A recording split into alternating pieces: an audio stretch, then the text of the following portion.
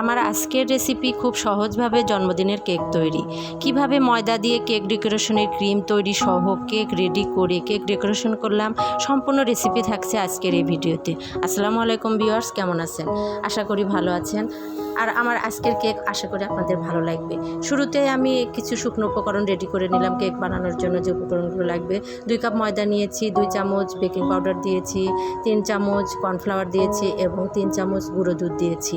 দিয়ে শুকনো উপকরণগুলো একসঙ্গে আমি রেডি করে একটা ছাঁকনি দিয়ে ছেঁকে নেব।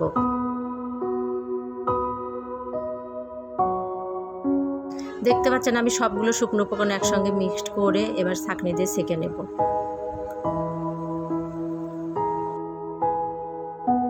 এবার উপকরণগুলো আমি আলাদা করে রেখে দিলাম। এবার 3টা ডিম নিলাম। এই 3টা ডিম আমি এবার বিটার দিয়ে বিট করে নেব, ইলেকট্রিক বিটার দিয়ে। কুসুমগুলো আমি আলাদা করে নিচ্ছি, দেখতে পাচ্ছেন।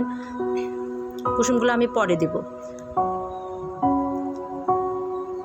ইলেকট্রিক বিটার দিয়ে আমি বিট করে নেব এবং চিনি দিব, মাঝে মাঝে একটু একটু করে চিনি দেবো। চিনিগুলো কিন্তু আমার একসঙ্গে দেওয়া যাবে না।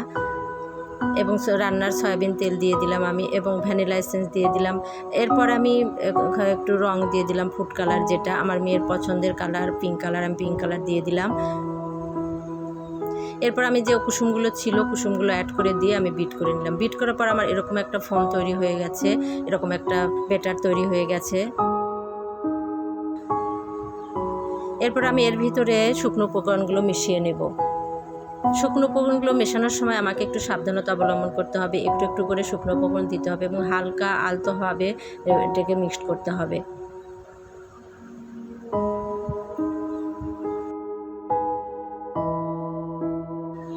কেক তৈরির ডো রেডি কিন্তু আমার প্রায় শেষের দিকে হয়ে গেছে প্রায়।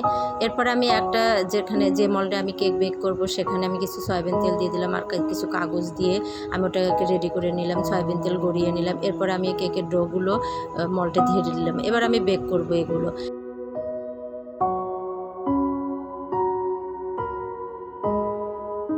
এরপর আমি উপরে বাদাম কুচি একটু ডেকোরেশন করে নিলাম, দিয়ে ওভেনে দিয়ে দিলাম। কিছুক্ষণ বেক করে নেব। আমার কিন্তু কেক হয়ে গেছে, দেখতে পাচ্ছেন কত সুন্দর ফুলে গেছে। আমি একটা টুথপিক দিয়ে চেক করে নিয়েছি ভিতরে কতটা সিদ্ধ হয়ে গেছে। একদম পারফেক্ট হয়ে গেছে আমার কেক তৈরি।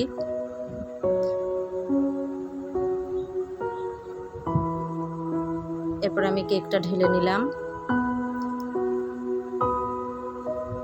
উপরে যে কাগজগুলো থাকে কাগজগুলো তুলে নিলাম। এরপর আমি কেক ডেকোরেশনের ক্রিমটা রেডি করব। ক্রিমটা রেডি করার জন্য প্রথমে আমি দুধ দিয়েছিলাম, গরুর দুধ, একদম খাঁটি দুধ। এর ভিতরে আমি গুঁড়ো দুধ দিয়ে দিলাম। এরপর ময়দা দিয়ে দিলাম 2 টেবিল চামচ। এরপর একটু চিনি দিয়ে দিব, দিয়ে সুন্দর মতো মিক্সড করে নিয়ে চুলোয় দিয়ে দিব।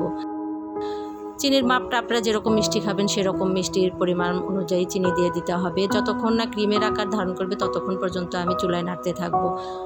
দেখেন হয়ে গেছে আমার ক্রিম, কিন্তু এটা কিন্তু এখনও ক্রিম রেডি হয়নি। এখানে আরও অনেক প্রসেসিং আছে। এগুলো আমি ঠান্ডা করে ফ্রিজে রাখবো 2 ঘন্টার জন্য।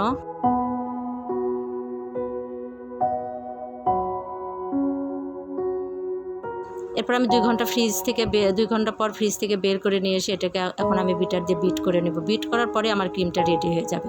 এরপর আমি বিট করার আগে ডালডা দিয়েছি 50 গ্রামের মতো। আপনারা এখানে বাটার দিতে পারেন, আমার বাসায় বাটার ছিল না তাই আমি ডালডা দিয়েছি। ডালডা দিয়ে কিছুক্ষণ বিট করতে থাকবো। এরপর একটু একটু করে যে ক্রিমটা আমি ফ্রিজে রেখেছিলাম ওখান থেকে একটু একটু করে দিব আর বিট করবো। এরকম করতে করতে আমার কিন্তু কেক তৈরির ক্রিমটা রেডি হয়ে যাবে। কেক ডেকোরেশনের যে ক্রিমটা এটা কিন্তু আমার রেডি হয়ে যাবে।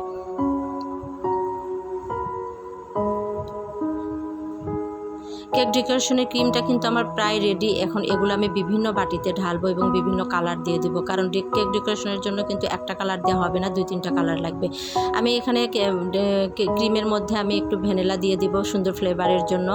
এরপর বিভিন্ন বাটিতে ঢেলে নিয়ে বিভিন্ন কালার দিচ্ছি, দেখতে পাচ্ছেন। একটাতে একটু পেস্ট কালার দিয়েছি আর একটাতে লাল কালার দিয়েছি। এটা পেস্ট বলতে নীল কালার, কিন্তু নীল কালার দিয়েছি আর একটাতে একটা লাল রং দিয়েছি। এগুলো আমার ডেকোরেশন করার জন্য, উপরে ফুল করার জন্য লাগবে। আর কিছু সাদা অংশ রেখে দিয়েছি ক্রিম। এরপর আমার কেক ডেকোরেশনের পালা। আমি শুরুতে যে কেকটা তৈরি করে নিয়েছিলাম এটা 2 পিস করে নিলাম, মাঝখানে চাকু দিয়ে কেটে নিলাম, দেখতে পাচ্ছেন, এবং সমান করে নিচ্ছি এটা। এরপর আমি একটু চিনি নিয়েছি, চিনির ভিতরে পানি দিয়ে দিলাম। এটা আমার লাগবে হচ্ছে ক্রিমটাকে বসানোর জন্য। আমি যখন কেকের উপরে ক্রিমটা দেব, এই সুগার সিরাপটা দিলে ক্রিমটা ভালো মতো বসে যাবে। আমি দেখতে পাচ্ছেন এই সুগার সিরাপটা দিয়ে দিলাম।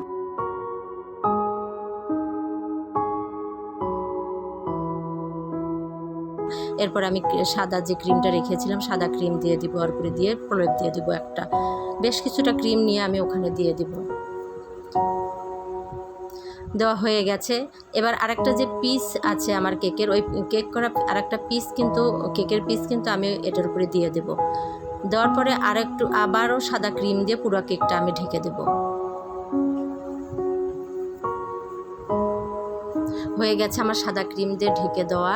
এরপর আমি বিভিন্ন কালারের যে ক্রিম করেছিলাম, 2টা কালার, এই কালার দিয়ে আমি এখানে ডেকোরেশন করে নেব সৌন্দর্য বৃদ্ধির জন্য।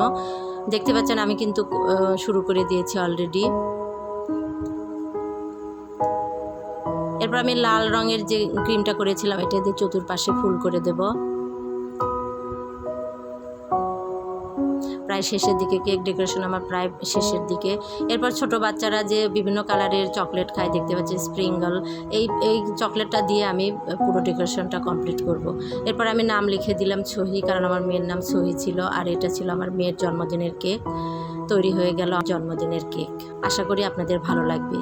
এবার কেটে দেখাবো ওর ভিতরের অংশটা কেমন হয়েছে। খেতে কিন্তু অনেক মজা হয়েছিল। আপনারা অবশ্যই বাসায় ট্রাই করবেন। কেক তৈরি এবং ডেকোরেশন যতটা কঠিন মনে হয়, আসলে কিন্তু এরকম না। আপনারা সাহস করে বাসায় তৈরি করবেন। আল্লাহ হাফেজ।